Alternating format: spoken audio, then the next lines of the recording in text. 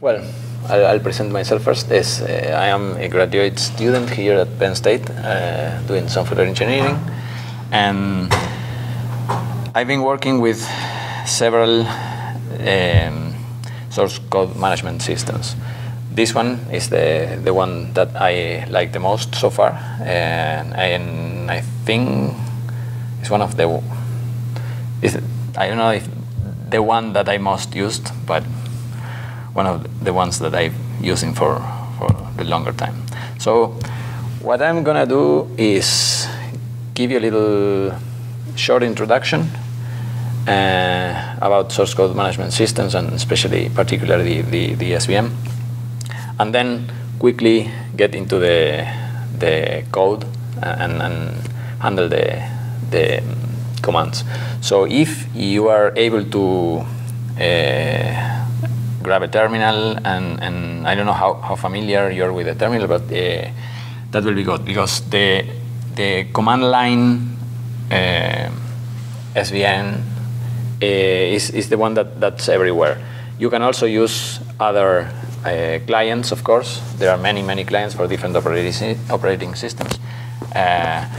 We will see the examples first on the command line, then we will see it with probably some commands inside the editor that's included with the X Windows system that Macs bring, and well, one of the editors. And as I told you, there are many other clients that we could try.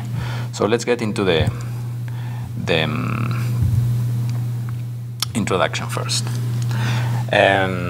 One of the first, or probably the first,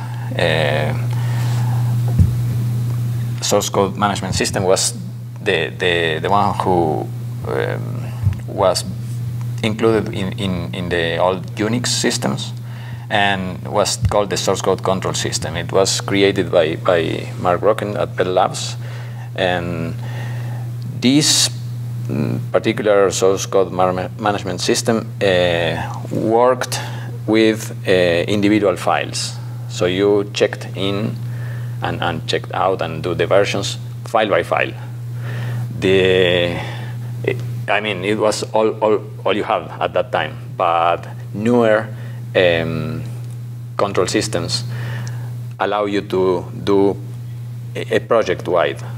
So you can, for example, tag this version of this file, but this other version of this other file, several versions, and you say, okay, all these particular versions of each file conform one release for a project. Okay, so this is one of the things that this first system didn't have. Of course, this was included in the first Unix, which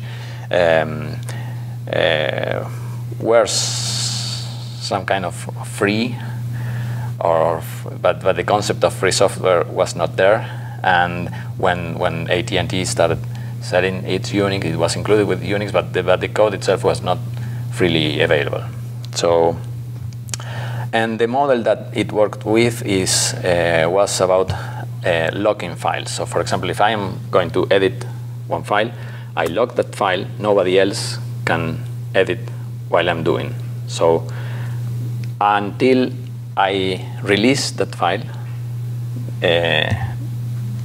everybody else has to work in different files. The next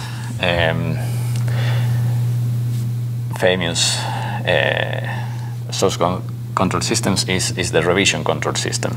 This was created by a student at Purdue University, and this was free software, was released as part of the GNU project.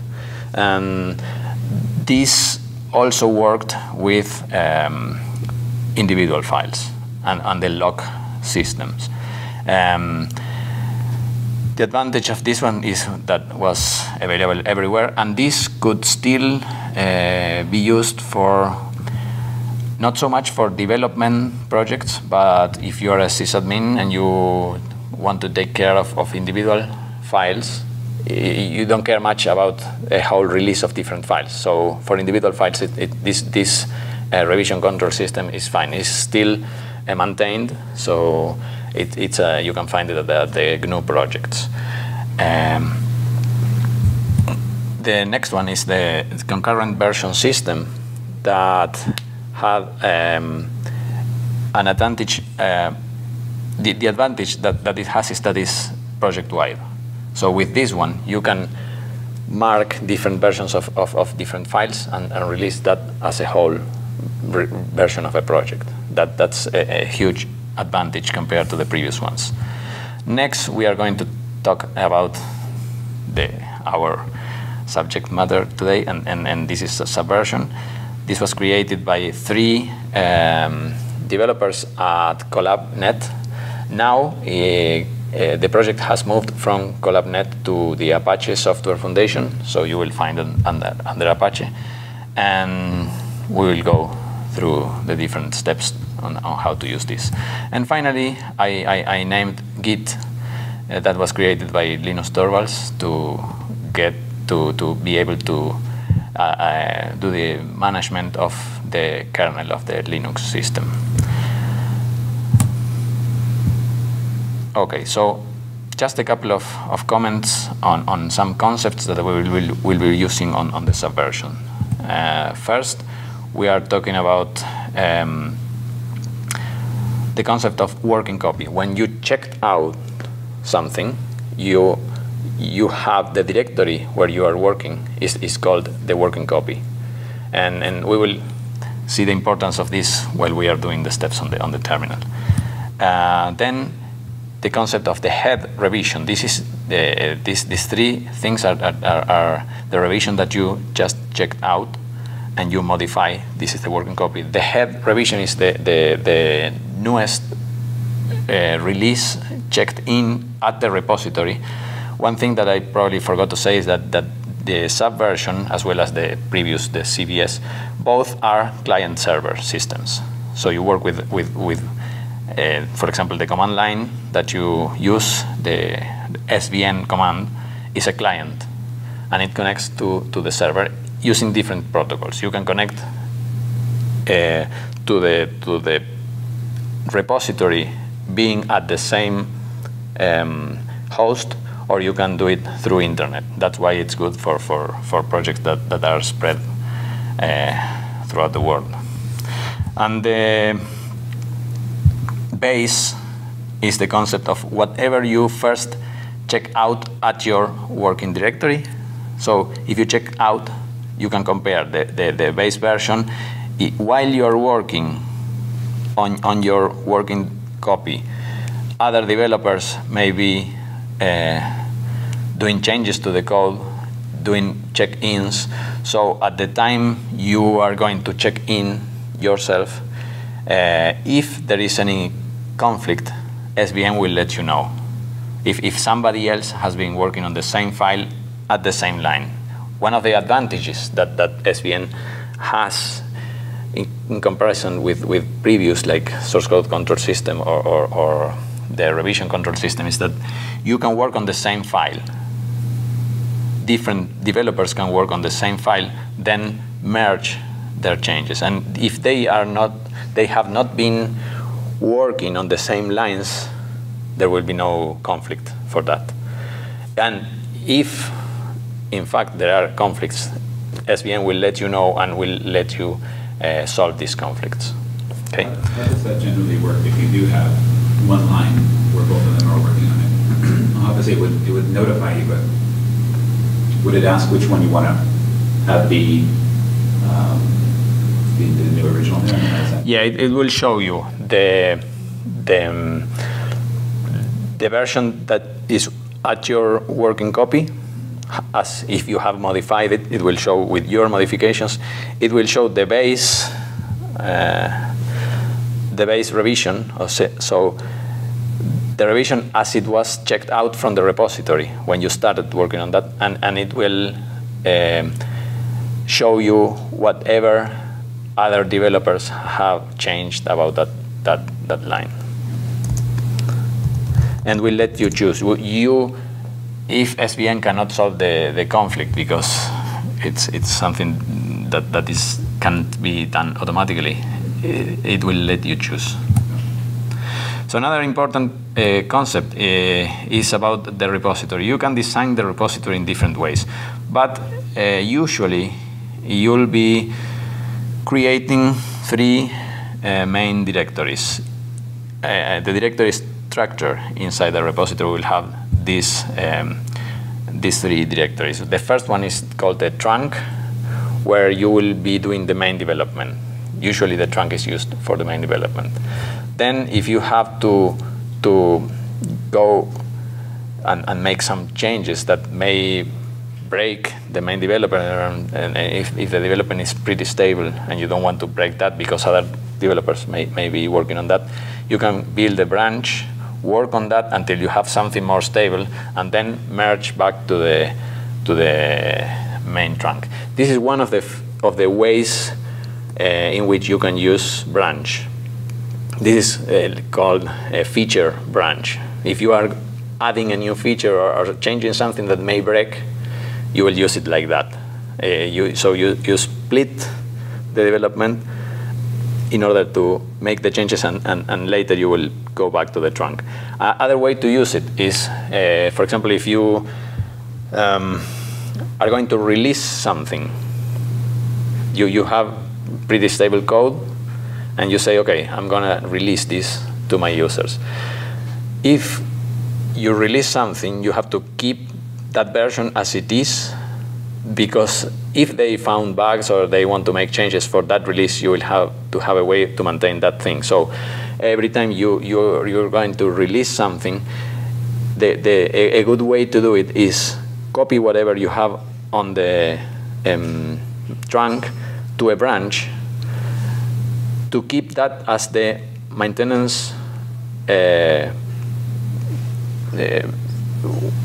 part of the repository, in order to do the maintenance about what's going to be released. And from the branch, you also copy to the tags.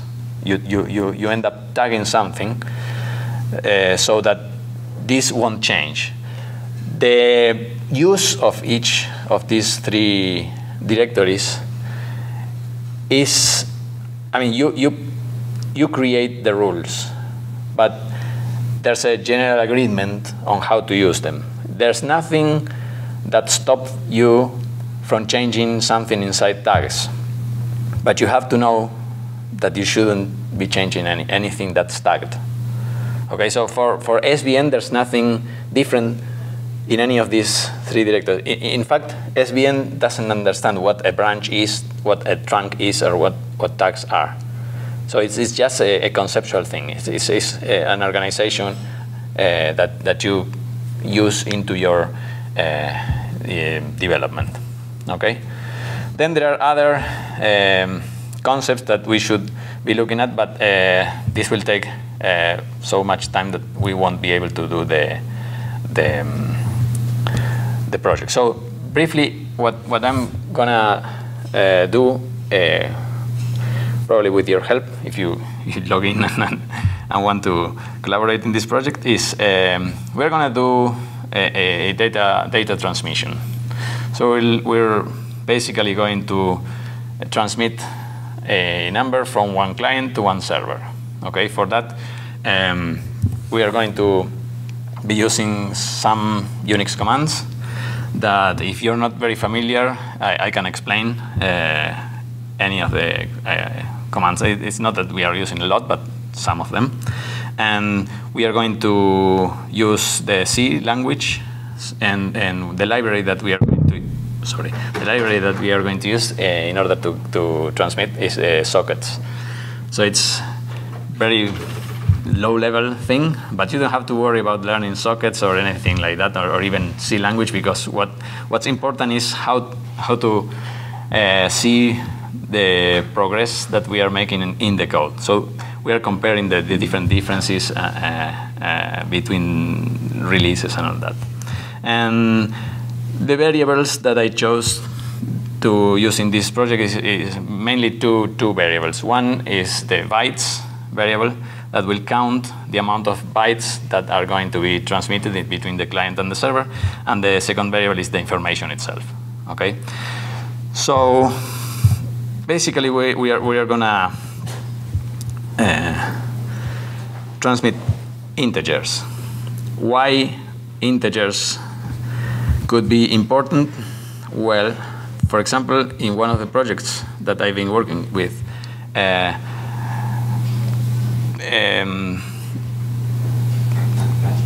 there were arrays of 40 integers, and the content of that array was carrying coordinates of a gamma ray burst or any other transient event that occurred in space, and it was transmitted from a satellite to the Goddard Space Flight Center, and from that spread through all the connected campuses, including Penn State, using sockets. So, seems pretty simple.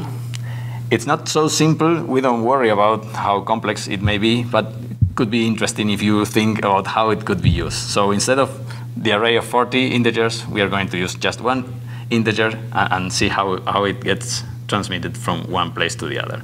So our first thing to do is, we are going to check out something from the repository that I have. Let me see. Let's see if we can check this out. And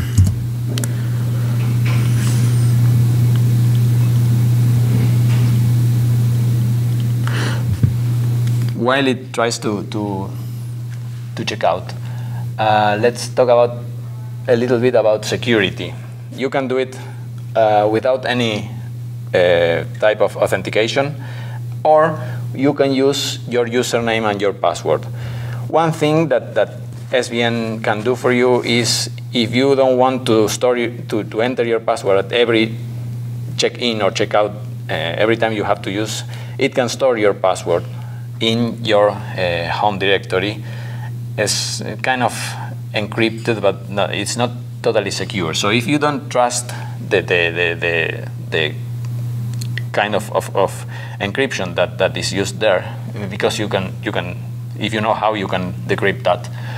What you can do is use this no auth cache, so that your password will not be cached into the home directory, and you can pass your username. But probably for this exercise, you won't need any username. So if you follow just the SVN command with the CO subcommand checkout, that will be enough, and then you can write the rest of the URL.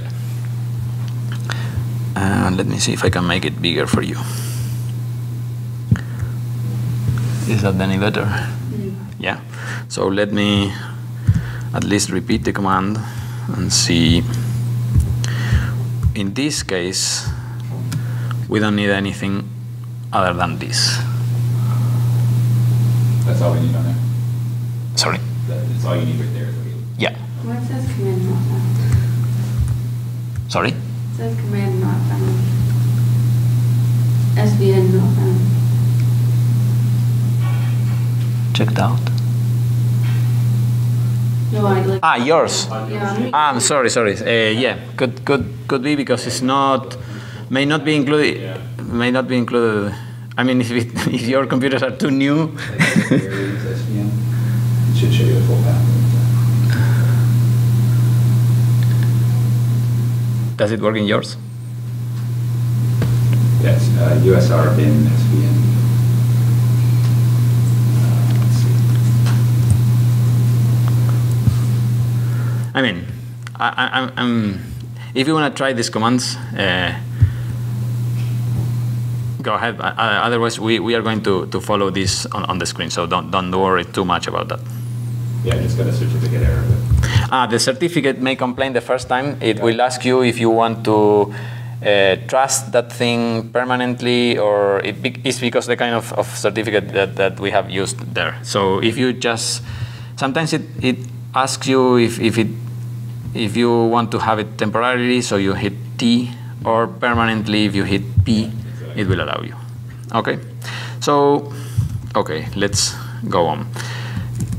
Once you do this, basically what you have created is a sockets directory, in this case because the repository is called sockets, okay? So one of the commands that one of the Unix commands that I'm gonna use is print working directory to show where I am at, and then I'm gonna list the files that I have there. So, for example, if I have these files, I'm gonna change to the sockets directory, and we can see that it is almost empty. But if we list all the files and directory, we will find a little .svn directory. We know that this is a directory because it has a D here, or if we help this with ls uppercase F, it indicates that this is a directory. This directory contains administrative information about what we are going to check in or check out or whatever. So some of the commands in SVN, you can make it work on locally, and some of them need connection to the server. Okay, so we will see what commands are going to work there. So let's see. For example, we said that we are not going to worry too much about coding because the coding is already made. But first, before copying anything, what we are going to do is the following. We're going to create the main directory. So we are going to create the trunk directory, the branches directory, and the tags. Okay, so that we have the basic structure. So SVN, sorry, let's make this on the Unix way. I think we can also make it with SVN, but let's do it like that. So trunk, branches, and tags. Now we have these three directories. Okay. So if I ask with SVN, this is one of the commands that you should take note. SVN status. The subcommand status asks how is precisely the state of the things that you have in your working directory. If you have made no changes, it will say nothing. It will just exit with an exit status of 0. There's a way to ask for what the exit status that we will see. But otherwise, it shows us these question marks. That tells us that SVN doesn't know what these three objects in the file system are. Okay, so if we want to start using them, what we have to do is add them to the repository. With this operation, we just add, and we can say asterisk. So everything that is in that directory will be added. Okay. Now it answers with an A. So it added branches, added tag, and added trunk. If we ask for status again, it says that the operation is to add that thing. We have like SVN is conscious that you have to add these three things, but this is only in the working copy now. It's not yet in the repository. Okay, so in order to make that available to other developers, what we need to do is check in. In SVN, you can always have short commands or long commands. I prefer the short ones. But if you do help, you can see the long name for each subcommand and its alias. Okay, so what we are going to do right now is the commit command, which can also be called with CI. Okay, so let's do it. every time you check something in, you write a little message that ends up being in the log, so you can trace the history of all your changes. Okay, so what we are going to write there is a basic structure or basic repository structure, initial repository structure.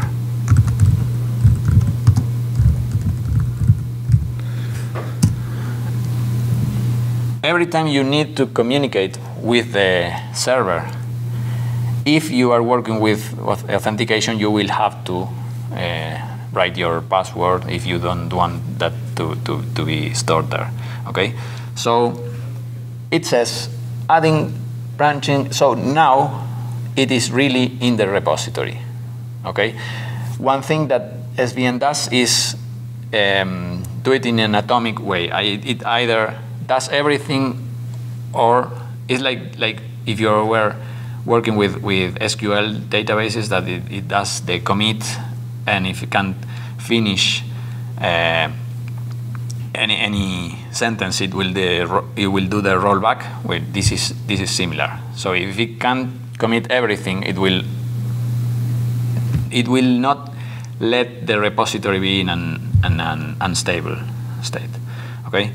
And other thing that we should notice here is committed revision 13. This is my first check-in to the repository, but anyhow, there is no such a thing as the individual number for releases. So this has been the 13th check-in to the whole repository. So there may be other developers working at the same root directory in the same or in different development projects. One of the things that you should take care when you're designing the repository is if you want to have these 3 directories at the top and have the different projects. If you store more than one repository, if you have the different projects, the branches for project A, tags for project A, and trunk from project A, and you move all the way up and down again for different. So in each one of these directories you have project A, B, and C. Or if you prefer to divide it by project, that's my preference. So you at the top level directory you say this is the root directory for project A, this is the root directory for project B and C, and inside each of these repositories you build the trunk, tags, and branches. Okay. This is a particular preference. You can organize it as you prefer. Okay, so now we have these 3 directories. We list them and we get into the trunk. Okay, as we can see, the trunk is empty, and usually inside a project you create the source code directory, you create a directory for documentation, you create, if you have configuration files, you do etc. So different directories may get into the trunk, for example. Okay, and for example, well, let's do the SVN add first. We'll be adding these 3 inside trunk, and more directory structure or internal directory structure.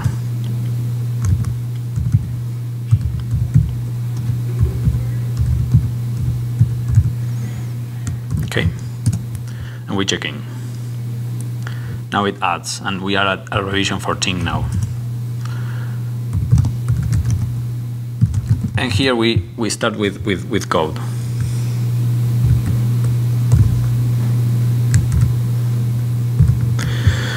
What I'm going to do is copy our first version of the server. Let me show quickly what the server is going to do.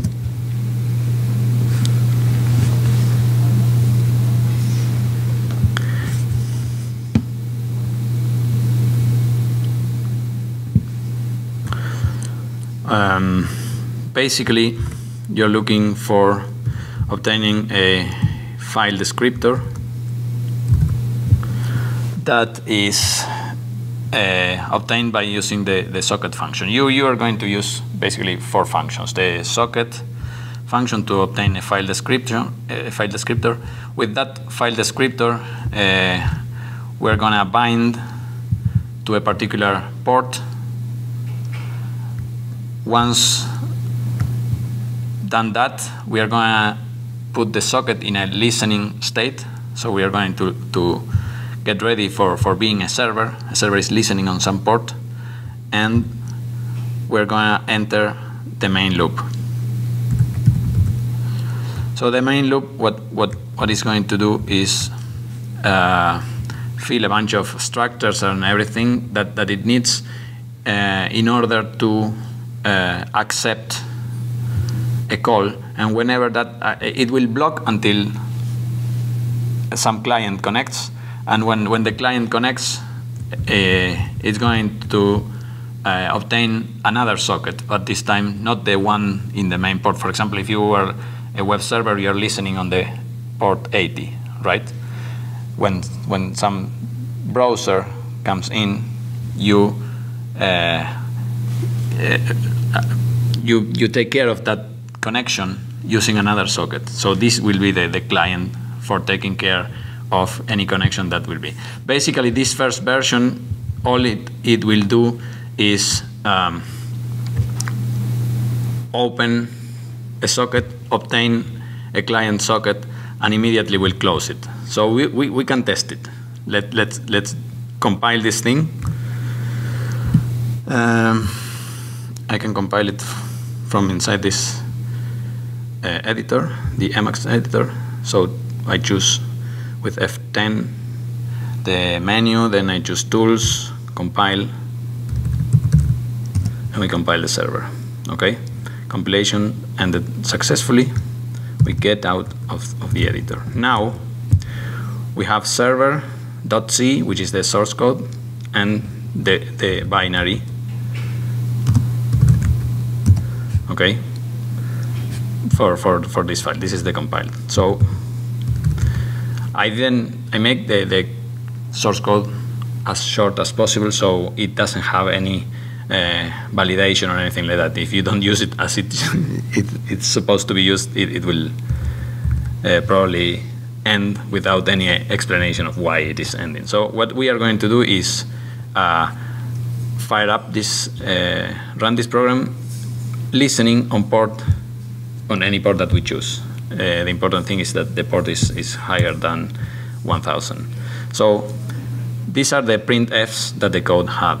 So we have the opening of the socket, then we bind to the port 4141, and we are listening.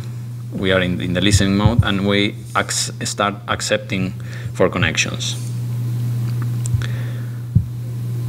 Now, what we can do is, since this server is listening,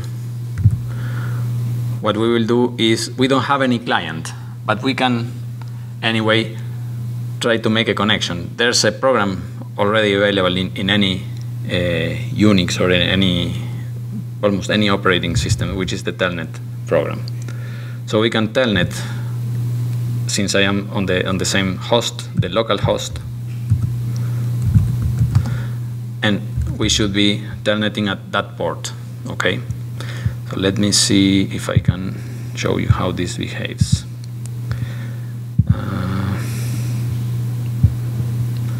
And you see both terminals, right? Okay, so we were accepting a connection.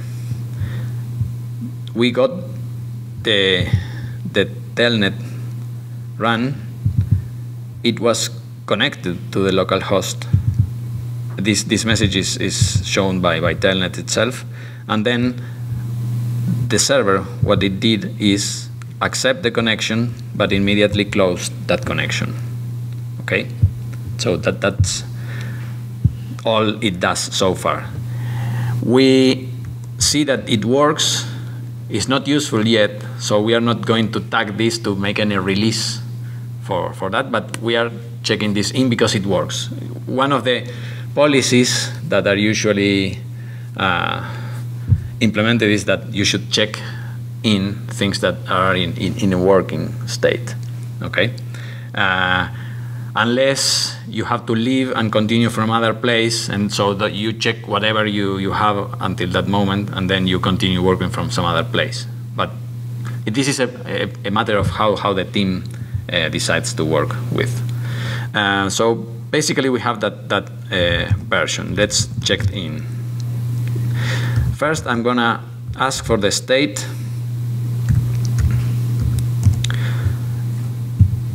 Sorry. And SVN says that it doesn't know what any of these files are. So what's the first thing we should do that we have already used? Tick tock, tick tock, tick tock. Yeah, we should first add the file that we want to get into the repository so that SVN is aware of what we want to do. So first thing is add. Okay. We are only interested in taking care of the source code. So we only add server. Next time we ask for the status, it continues ignoring the server executable file, but it knows that it will have to put the source code into the repository. Okay, so if we check in, remember that every time that we check in, we should write a message that will end up going to the log. So this is the first version of the server program.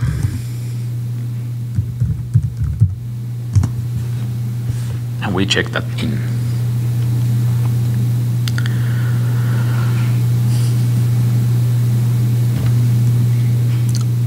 Transmitting data.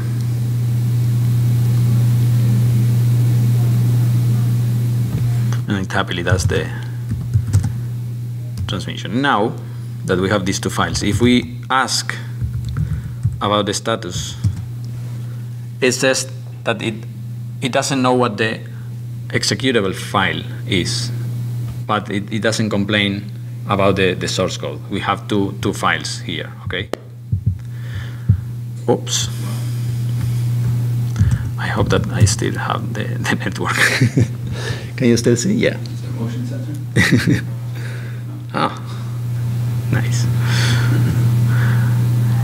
Does the status command only do something when you've downloaded code? Because if I do SVN stats, I don't get anything at all. It doesn't do anything. You were able to check out? I don't know. Okay, so we can work on that later. So yeah. What you may have done, I imagine, is you were able to check out, and the repository was empty at that time. We didn't have anything. So what you may do if you do SVN status, it doesn't do anything, right? Right. Okay, so it means that at least it is aware that this directory is administered by SVM. Otherwise, it will complain and will say this is not a working directory. So try SVN update. Because I've been checking in, but in order to spread all the code that is in the repository now, other developers should do the update first. Okay. So did it work? It looks like it's got revision 15. Okay, perfect. So you should have files there. Yeah. So next step that we should do is build a client, right? Let me put this a little not so big so that I can work with the other terminal. We will use first terminal as the server, and this one will work as the client. So let me see where I am at. Here, let me go into the repository, trunk source code. In this case, I will put all the code in the same directory, okay?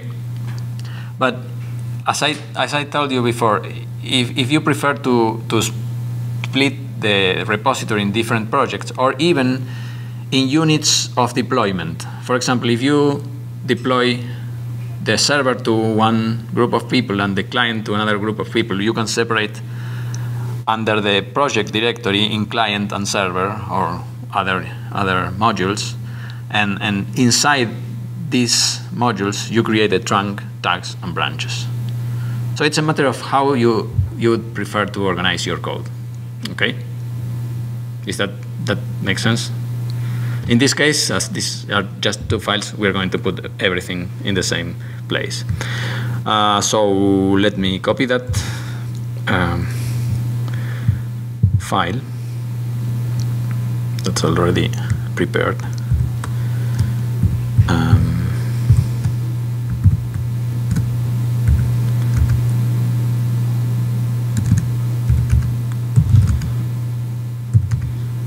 We're going to have a client now. This copy is what the developer should do, right? Write some code, which I've done beforehand. So now, if we ask for SVN status, again, it doesn't say anything about the server.c, which is already checking and has no modifications, but it tells us that it doesn't know what the client does, what this client thing is. So let's quickly see what the client does.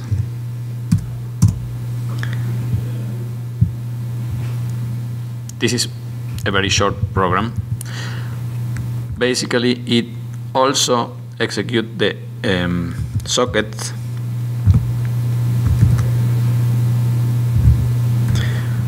socket function in order to obtain a socket file descriptor, and then we use that socket file descriptor.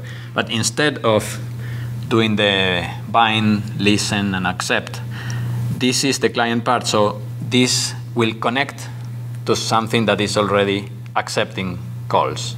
Okay, so this is the client part. I will use that to connect. It doesn't matter if it is not very understandable, because this is part of the code. You shouldn't be worried about how sockets are built, but just for illustrating purposes, I will let you know.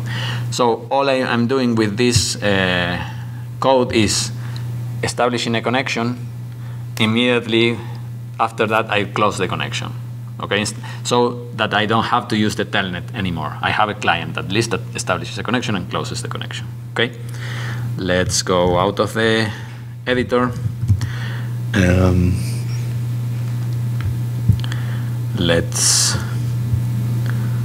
gonna use bigger font to make your life easier. This is better. Okay, let's do this then. Make client, and the make tool takes care of that, calls the compiler, and as the compiler doesn't complain, we ask for the exit status. There's this variable, which is the question mark, that tells us what the exit status of the last executed command is. If it's 0, it's okay. It was successful. Okay. So we can have many variables in the, for example, the path variable in the Unix system. One of the special variables is the question mark, and we can see the content of the variable with an echo command, and preceding the name of the variable with a $sign. This is one of the helpful commands. So okay, the compilation did well. Let's try this code now. First, we fire up the server again. Let's see.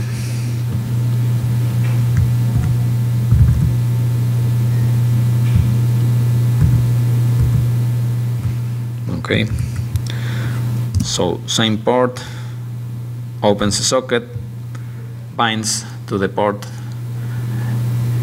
changes to listening, and blocks accepting a client connection. What I'm gonna do now is, instead of the telnet, I'm going to use this client that uses two arguments. The first is the host, which, as I am in the same host now, I'm going to do localhost, and I'm going to connect to that port that I opened. Look at the client and the at the server. So it accepted a client connection and it closed the client connection. This client worked opening and closing a socket. If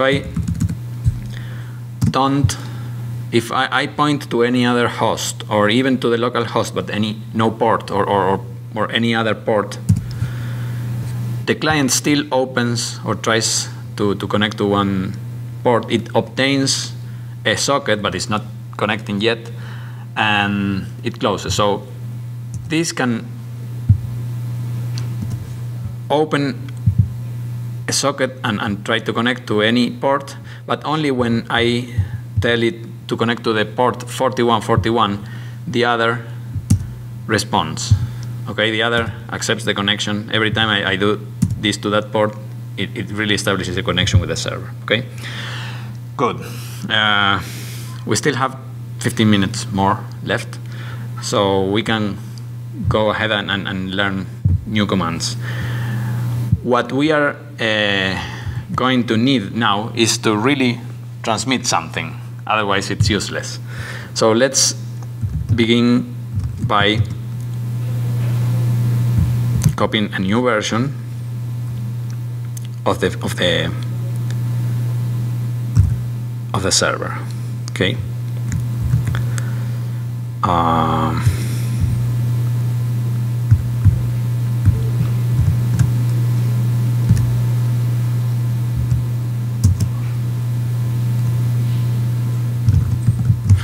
Okay, so we have now a server that was changed right now, and it changed the size of the file. So let's see what the differences are. What we can do is compare what we have. If we do SVN status, it will notice that the server has changed. Okay, there's an M, so it has been modified. The other three have not yet been checked. Oh, first I should check in the client. SVN check in, message, first version of client program, and we are going to check in just this file. If I add the name of the file at the end, okay, first I should do the add, SVN add client. Okay, and now I check in.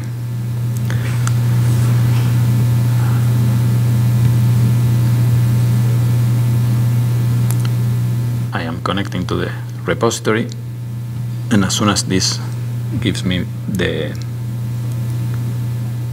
prompt back, I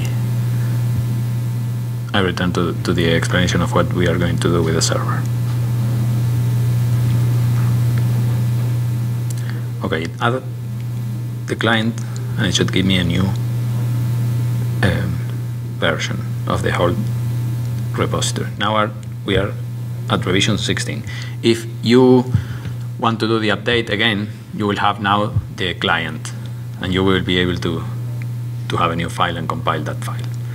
So let's clean the terminal a little bit. If we do SVN status now, we see that we keep having these two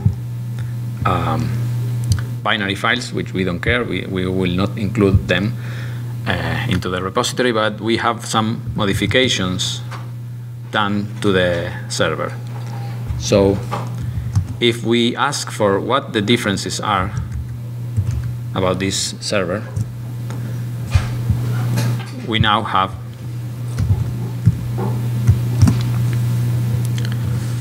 these differences. The basic understanding of a diff is as follows.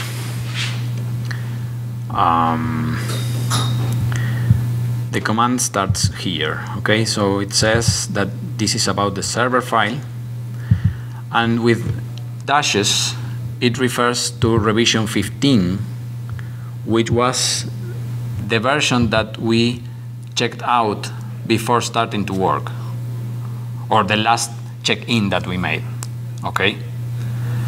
So this is the last version that is checked in at the repository and that we are aware. If any other programmer, for example, if you start modifying it and do an update, this is not aware because this is just a local comparison, okay? But this is the last version that I checked out from the repository, okay? And the plus, the lines marked with plus are the working copy. This may highlight the modifications that I've done here. So basically the diff, what it does is, for the dashes at line 4, starting at line 4, it will show 6 lines. This is the first line, second line. This is not part of the original version because this is marked with a plus, okay? So 1, 2, which is an empty line, 3, 4, 5, 6. These are the 6 lines that belong to the version that I checked out, okay? Not counting the one with a plus. The second is telling me that with the plus I show the versions that I have in my working directory. So this line has been added and no line has been deleted. So when you change a line, you delete that line and add a new one with any difference that it can have. Let's look at the rest of the code. For example, this has changed. This is a structure that needs to be filled up to be used by the sockets function, okay? So what has changed is this address family. It was prepared to work just with IP version 4, and in the new version it is prepared to work with any protocol. So it can basically work with IP version 4 or IP version 6. And the rest of the code, for example this one, this is showing in the old version or in the version that I checked out 6 lines, which are those 1, 2, 3. None of the lines with the plus sign and these 3, okay? And this is showing that at line 37, one more because we added one line before, and this is showing 14 lines now. And the lines are all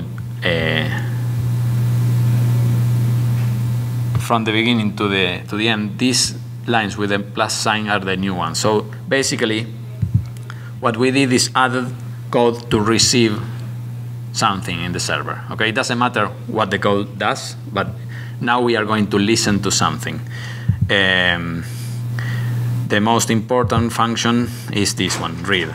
It uses some information buffer that it fills with whatever comes from the client, okay? So let's put it to work. Let's make the server. We compile that, and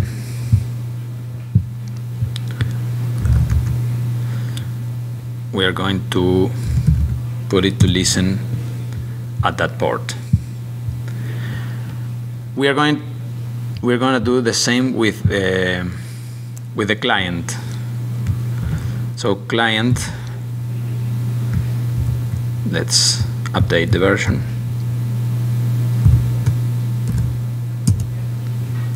Same thing. If we ask for status,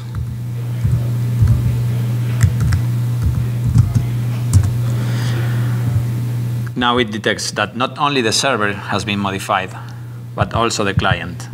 And if we ask for the differences, so diff is another subcommand of SVN, and we ask for the difference in the client code, we see something similar. The old or the checked out version, the base version, is the one that may have dashes. In this case, we didn't take anything out, but we just added all new lines. And with the plus sign, we are showing that new code to send something from the client to the server has been added. Okay? So how about compiling this?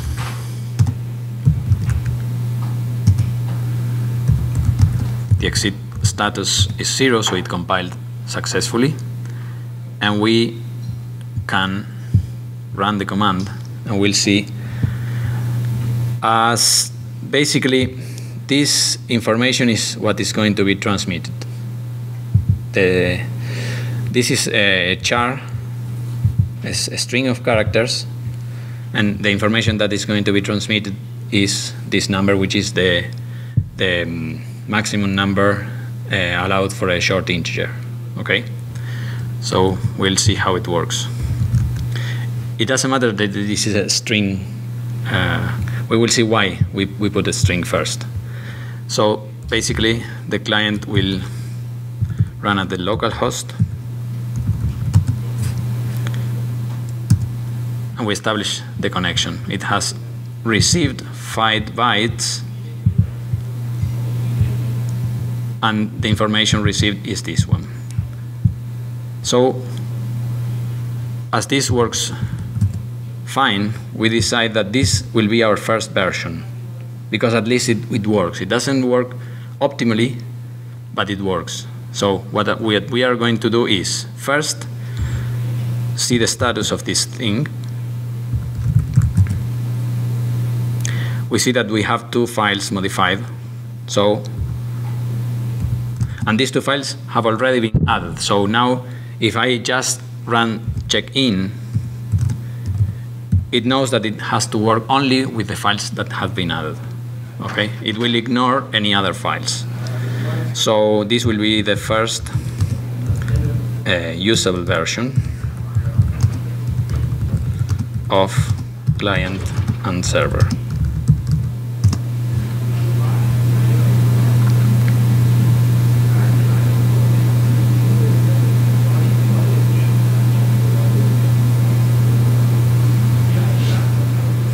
It doesn't complain about that it doesn't know how to do with these files, because they are already added into the repository.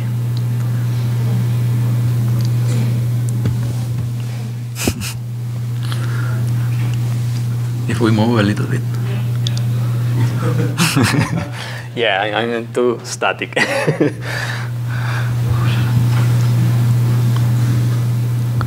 Oh, it seems that I've lost the connection. So I won't be able to connect to them. Let's see.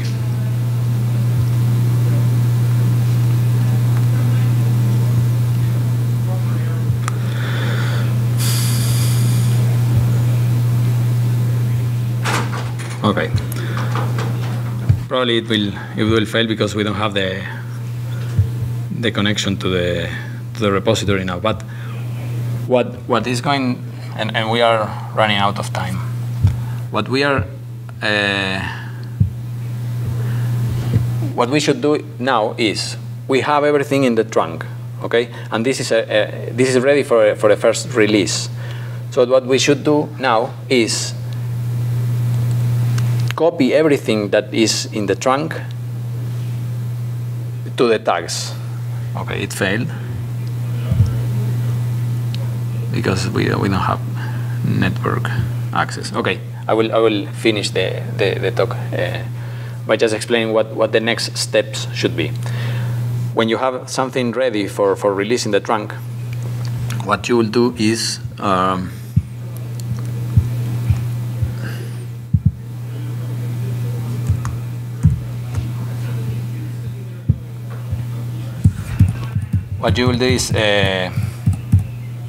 copy of the copy subcommand. As I told you, we have gone through most of this. The only missing one is tag.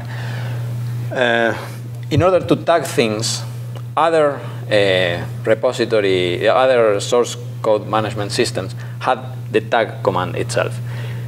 In SVM, what you do is you use the copy command to move or to duplicate code that is in the trunk to a directory under tags. And if you want to maintain that, because it's something that you will release, you go to branches, keep a branch there, and from the branch you copy to the tag. Okay. So whatever is in tags, you know that you will not modify. If there is an error or something that you want to fix about that version that has already been released, what you do is work on the branch, and to the branch move to the tag, adding a new, for example, .1.1, .1, 1.1.2, 1.1.3, but keeps being version 1.1 or something like that. Basically, we ran out of time and we lost the connection. So it's the examples that I wanted to show is this, how to do a tag thing, which is basically the copy command. Okay, and if you write an email to my address, which is here, I will give these slides which have a lot of links to different documents related with this that we have seen. Okay, so feel free to write me then, and I will provide these slides for you. Thank you very much. We keep in contact. Thanks. Just a side note, thank you. Justin was in the other session. He had mentioned that all these slides will be collected and put in PDF forms for later. Okay. But it will be a couple weeks after the conference as they collect all the slides from the center. Perfect. These are already in PDF and have the links included in the PDF, so I think that'll be useful. I was at another session, but I missed this. I would show us here. No problem. Well, thank you so much.